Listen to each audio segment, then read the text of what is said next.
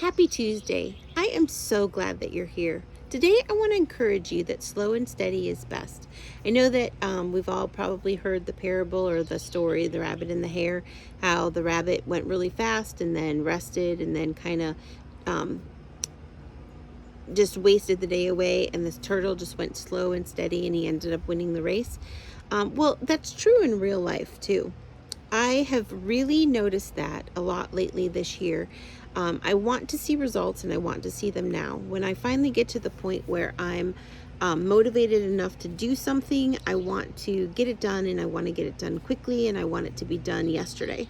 And that's just not really the way that real life works or real sustained habits change. So let's talk about how slow and steady works in different areas of our life spiritually. We're not going to be someone who knows the entire Bible the first day that we become a Christ follower. It takes a relationship with God. It takes slowly reading the Bible. Some people can read through the whole Bible multiple times a year, and I think that's fantastic. I am someone who have noticed that I need to go slower and steadier.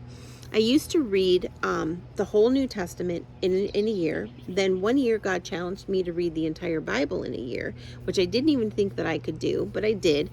And while I didn't remember things specifically, and I didn't remember specific stories and specific events necessarily, I got the broad picture of the Bible. I got the broad message and the broad theme. And I believe that that was what God wanted for me in that season of my life. But since then, I have started a Bible study with two other women, and we have been taking it very slowly. 5 chapters a week, sometimes 3, sometimes less. It depends on how busy we are, because we want to focus on really understanding what it is that we're reading.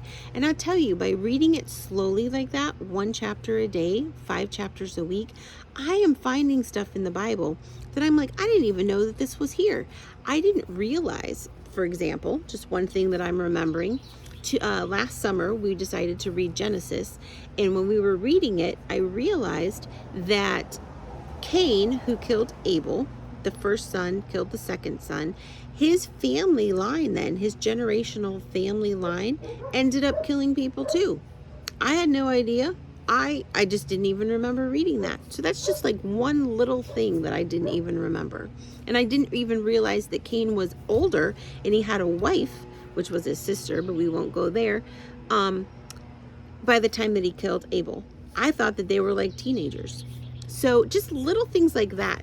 So by reading it slower and going slower and really absorbing it, I'm finding that I am remembering things more, and I'm really grasping what it is that God wants us to learn. Physically, I went to the doctor earlier this summer, and I was kind of disappointed in myself. I had wanted to be better health-wise than I was. I wanted to have made more progress in my health journey than I had. But she was really happy with me. I was still losing weight slowly, but I was still losing weight. The scale was looking better. My numbers in my labs were looking good. I was still exercising. So she was really proud of me. And I had to look at it from her perspective instead of my perspective, because I saw myself as a failure, that I had not accomplished the goals that I wanted to. And she was able to show me, Sherry, you're still making progress, and that's fantastic. Same with work. There are things with the ministry that I'm doing that I just want to have done yesterday because I'm so excited about them. And God's like, little at a time. We're getting it done. It's getting accomplished. You've got this. When it comes to my house, I am not a very good organizer. I think I've finally come to the conclusion that that is not my forte. And so I want my house organized. I want it minimized. I want it, looking clean all the time. And for me, if that's going to be accomplished and that's going to happen, it needs to happen slow and steady. I need to tackle one room at a time, and not even one room today, another room tomorrow, another room tomorrow. We're talking there might be weeks or months apart from the rooms, but it's all according to slow and steady. Once I get a room clean, then I need to maintain it. Once I get an area taken care of, I need to maintain it.